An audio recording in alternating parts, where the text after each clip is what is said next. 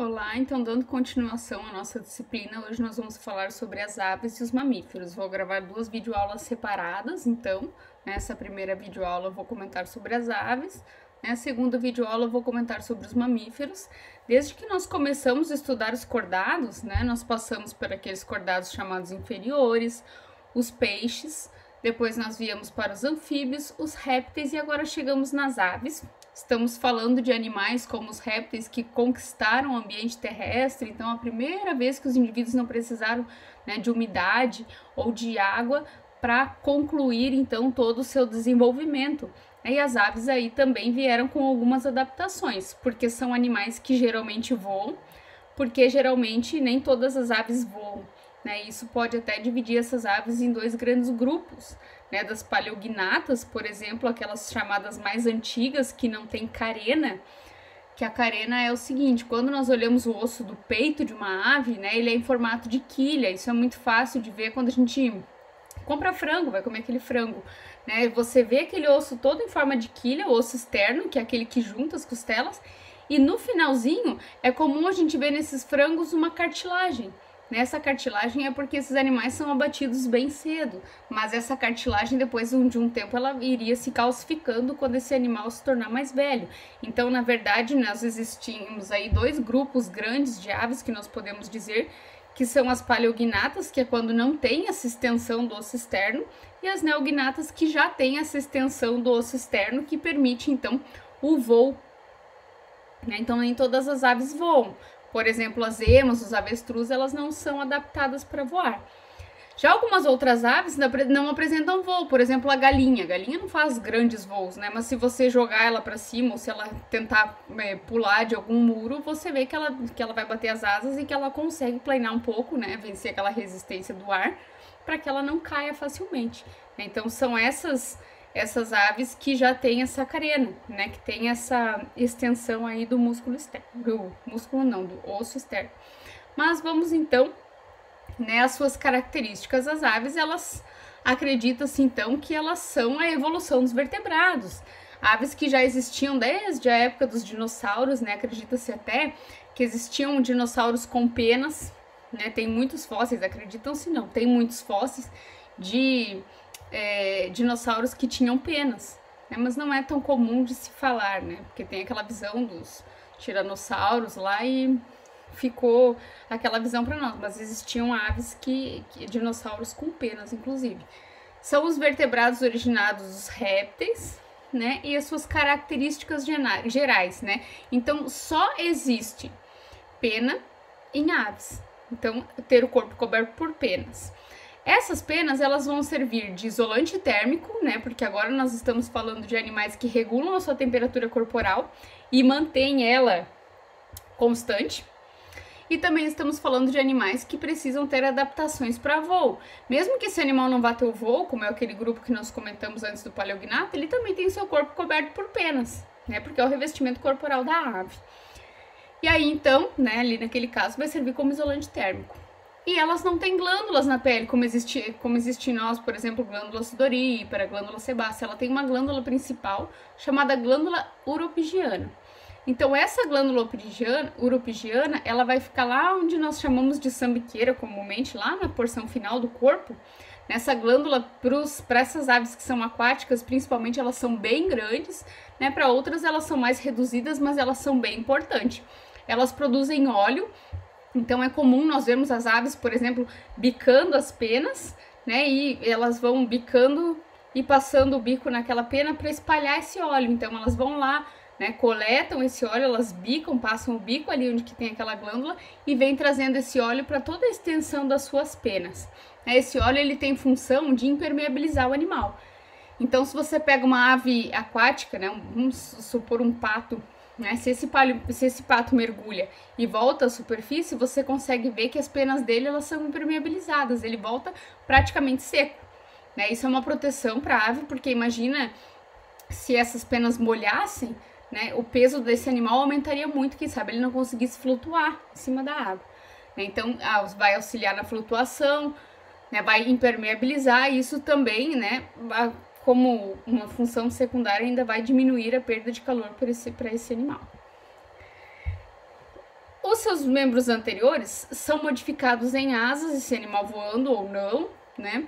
E os membros posteriores, eles geralmente têm esse formato como o da foto, geralmente com 4 dedos, para ele conseguir se empoleirar, né? Então ele consegue agarrar o galho de árvore, né? O puleiro, o local onde ele pousar, ele consegue agarrar, né? Para que ele fique firme, né? Para que ele consiga se equilibrar em determinado local. Equilíbrio é uma questão que nós vamos ver ali no sistema nervoso, né? Ter um cerebelo grande, que é uma adaptação que esse animal vai ter para que esse equilíbrio dele seja bem desenvolvido, né? O sistema nervoso da ave, ele é bem complexo, ele é bem desenvolvido. E aí, então, os membros anteriores modificados em asas e os posteriores modificados geralmente em 4 dedos para ele conseguir se empoleirar. Nadar, né? Existem até algumas aves que elas vão ter aquelas membranas interdigitais, então você olha, ela tem aquela membrana nessas patas traseiras para que ela consiga nadar, né? Geralmente, então, tem 4 dedos. Os ossos das aves, eles vão apresentar uma característica, né, que é a capacidade de armazenar ar. Então, eles são ossos pneumáticos, né, eles são ocos. Quando nós pegamos e cozinhamos uma ave, por exemplo, você consegue quebrar o osso de uma ave com bastante facilidade, né, porque ele não tem esse osso muito compacto, né, ele tem esse osso pneumático cheio de fissuras para armazenamento de ar. E nós sabemos que ar quente é algo que diminui a densidade, né? Então, esse armazenamento de ar quente permite que esse animal consiga até flutuar e auxilie no voo, né? Então, esses ossos são finos e leves, né? Esse animal ele tem muitas adaptações para ele tornar-se sempre mais leve para conseguir, né, que esse voo seja efetivo. Outra coisa que existem ali, né, tá mostrando aquele osso externo em forma de quilha que nós comentamos antes, que é esse osso azul, né, que está aí desenhado em azul, e logo em cima dele nós temos aquele ossinho chamado osso da sorte, que a gente chama popularmente, né, que é o que seria a clavícula da ave. Esse osso é fundido. Isso já imprime mais força. Então, por que esse externo é em forma de quilha, né? Para que aumente essa inserção muscular no peito do animal. Pode até reparar, né, que essas aves, pombas, essas aves que voam mesmo, você consegue ver que o tórax dela é muito grande e o abdômen quase imperceptível, né? Então, a cavidade abdominal é bem pequena, já o tórax, a cavidade torácica, ela é bem grande. E aí, então, esse osso externo nessa forma de quilha permite que a aerodinâmica do animal, mas principalmente a maior inserção de músculos nesse peito, né, para que elas consigam, então, voar. Então, por que ali nas que voam? Porque existem as paleognatas, por exemplo, que não tem essa carena, essa extensão do osso externo, né, que elas não vão precisar ter uma musculatura tão forte ali no peito, que geralmente elas não voam, né? O sistema digestório desse animal é considerado completo, né, com uma entrada, que seria o bico córneo, e uma saída, que é a cloaca. Esse bico ele vai ser diferente para determinadas espécies, né? Esse bico ele vai depender do tipo de alimentação que esse animal tem. Então, tem aqueles que comem frutas, tem aqueles que comem sementes. Esse bico ele vai apresentar uma característica diferente. Passou desse bico, então, a presença de dentes, né, como não existe nas aves, ela é algo que permite que esse animal fique mais leve. Os dentes deixariam essas aves mais pesadas, né? Então, esse bico é até considerado uma adaptação para o voo por causa do peso que diminui na ave. Então, passando, né, desse bico, nós temos a faringe. Passando dessa faringe tem o esôfago, e o esôfago ele se modifica formando um papo. Esse papo ele vai ficar ali armazenando grãos, principalmente, né, aquele alimento que a ave ingeriu, e ele tem a função, então, de umedecer e amolecer aquele grão. Então, ele vai ficar ali, amolecendo e umedecendo. Quando ele ficar um tempo ali dentro daquele papo, ele vai passar para o estômago propriamente dito, que é o proventrículo. Então, esse estômago chamado proventrículo é um estômago químico, é aquele que nós temos, que produz enzimas digestivas, né, que faz a digestão química de determinado alimento. Nas aves é chamado de proventrículo. Passando esse estômago chamado proventrículo, nós temos a moela. E aí a moela, ela é responsável pela digestão mecânica. Então a moela, ela é uma inserção muscular, né, que ela fica batendo uma na outra para quebrar ainda mais o tamanho da partícula daquele alimento para que consiga, né, chegar a tamanhos de partículas bem pequenas para serem absorvidas. Inclusive, esses animais, né, como a galinha, os animais, a galinha caipira, por exemplo, quando ela está ciscando, ela come pequenos pedriscos, né, pedras. essas pedras auxiliam nesse processo de digestão. Elas ficam ali na moela, né? Quando essa moela fica batendo para quebrar essas partículas de alimento, esses pedriscos que a galinha comeu, que o animal comeu, ficam ali ajudando nessa digestão mecânica.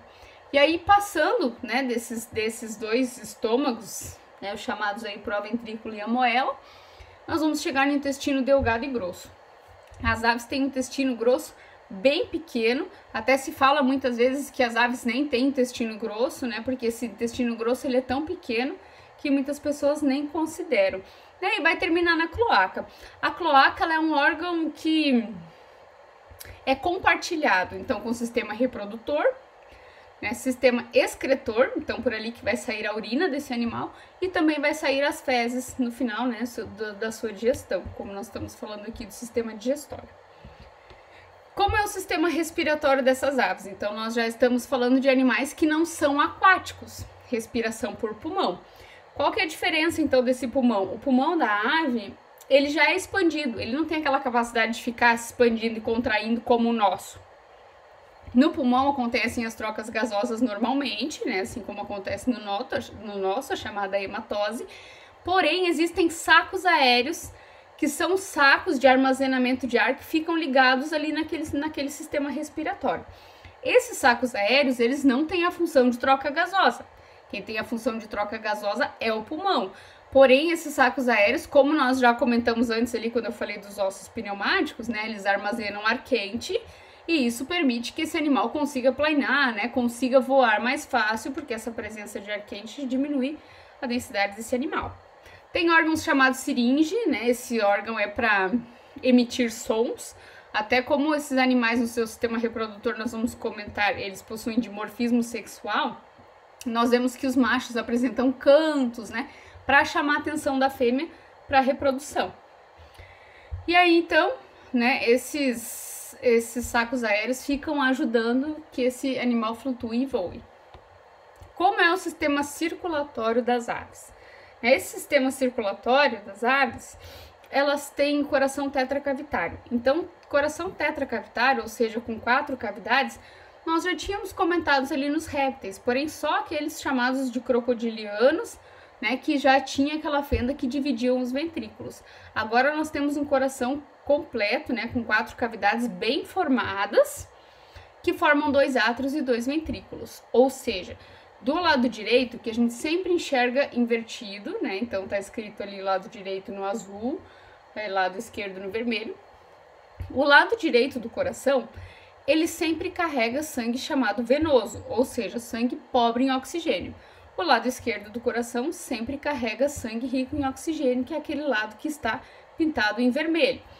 Como é o sistema circulatório dessa ave funciona? Então, nós já temos um sistema circulatório fechado, né, com sangue circulando 100% dentro de vasos, né, artérias, veias, capilares, o que nós já comentávamos antes.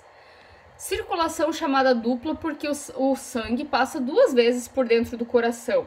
Ou seja, a primeira para fazer aquela respiração chamada pulmonar, que é quando ele chega pobre em oxigênio, sai, vai para o pulmão, faz aquelas trocas gasosas e volta para o lado esquerdo.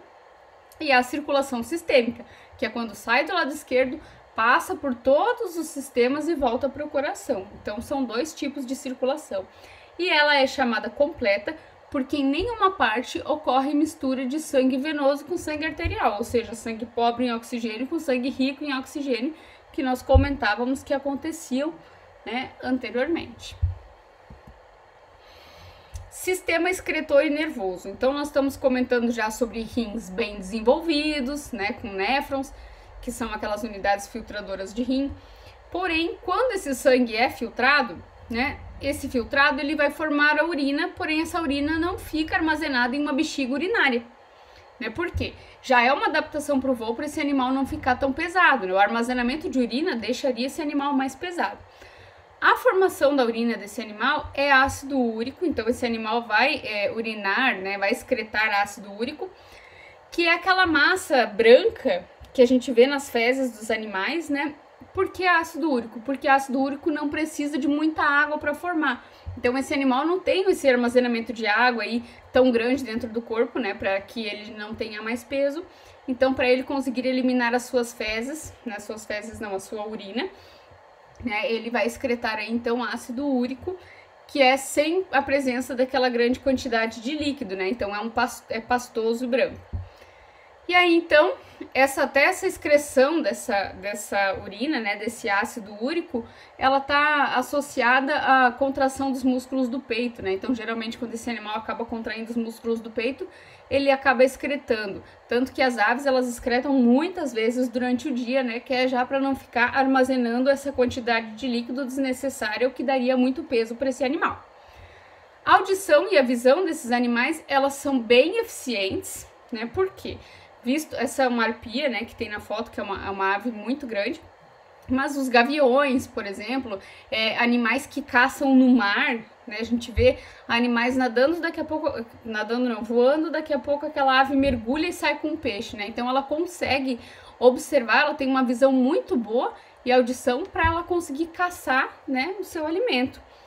Outra coisa que nós comentamos sobre equilíbrio, né, que ela tem um equilíbrio muito bom, é porque tem um cerebelo bem grande, ou seja, lá na anatomia nós vamos ver, né, que no encéfalo nós temos o cérebro, o cerebelo, né, e esse cerebelo, ele é um órgão que fica aqui atrás, logo abaixo do cérebro, responsável pelo equilíbrio. Né? Então, nas aves, esse cerebelo é bem grande para que ela consiga se desenvolver bem esse equilíbrio. Aliás, todo o sistema nervoso da ave é bem desenvolvido, né, porque é um sistema bem complexo para que ela consiga, né, fazer todas essas suas funções. Os olhos, eles são bem lateralizados, dependendo dessa ave, né, eles são mais lateralizados.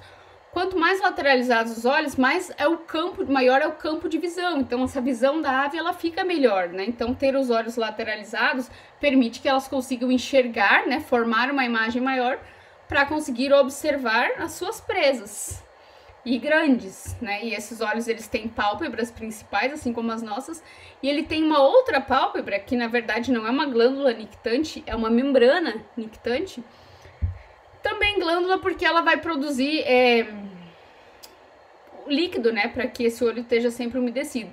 Mas ela é chamada, é uma terceira pálpebra, é aquela que nós vemos principalmente nos cachorros, sabe? Que ela sai uma pálpebrazinha aqui do lado. Essa pálpebra, ela vai impedir, é uma pálpebra acessória, que ela permite, então, que quando o animal tá voando, que não fique vindo sujeira, né, essa pressão do ar ali, acabe não secando demais o olho. E a reprodução, né, coloração variada, então nós falamos de animais que existem de morfismo sexual. Então o macho, ele tem que chamar a atenção da fêmea, então eles têm cores mais visíveis, né, penas mais encantadoras, ele tem aquela fórmula a forma dele se comunicar, geralmente a fêmea vão dar gritos, né, o macho já tem um canto para atrair essa fêmea, e o órgão copulador deles sai da cloaca, porém não é algo visível, né? Então, para você conseguir fazer, por exemplo, uma sexagem de um animal, você tem que mandar o sangue, né, para determinados laboratórios que fazem isso, e eles mandam um certificado dizendo se esse animal é macho ou fêmea. Quem trabalha com aves, né, para reprodução principalmente, faz esse tipo de exame, é bem baratinho, né? Eles mandam uma pena ou uma gotinha de sangue lá, quando você manda uma solicitação que quer fazer o exame de DNA para o laboratório, eles mandam aquele kit e você coleta o sangue, né, ou uma pena mesmo, e já manda essa amostra para o laboratório, e eles mandam toda essa sexagem, e aí você consegue descobrir o sexo do animal. Para quem trabalha com isso é bem importante, né? E geralmente não, são animais dioicos, né? Então são animais que apresentam fêmea e macho dentro dessa espécie. A fecundação acontece internamente desse animal, porém esse animal coloca ovo, né? E colocar o ovo é uma adaptação para o voo, porque se esse animal ficasse gestando, né, aquele filhote, iria ser um peso a mais ainda dentro do corpo desse animal que poderia dificultá-lo, né, na hora do voo. E aí, para terminarmos então as adaptações ao voo, né, o corpo, ele é aerodinâmico, ele tem que ser leve, ele tem que ser compacto, né, rígido, tem o auxílio daquele osso, né, externo em forma de quilha, que permite a maior inserção muscular, né, para que ele consiga fazer aquele impulso para voar, né. As penas são ajudam nessa aerodinâmica, as asas, né, os ossos, os membros inferiores modificados em asas, ossos pneumáticos, como nós comentamos, né, com aberturas para armazenamento de ar. quente, principalmente, que deixa aquela ave menos densa, né? O pulmão ligados a sacos aéreos, tudo isso que nós já comentamos, bexiga urinária, né? Não ter a presença dessa bexiga urinária permite que ele fique mais leve, não ter dentes, até não coloquei aí porque é tão pouco, né? Mas já é uma adaptação. Membrana nictante nos olhos, né? Então, protegendo mesmo esses olhos, impedindo que fiquem entrando sujeiras e também que esse olho seque, né? Então, a terceira membrana, ela vai proteger. Sistema nervoso, então, bem desenvolvido, auxiliando nessa coordenação motora, e o fato deles colocarem ovos para diminuir esse peso no caso de uma gestação. Então, vou fazer uma próxima aula sobre os mamíferos e também vou disponibilizar ali para vocês. Até breve.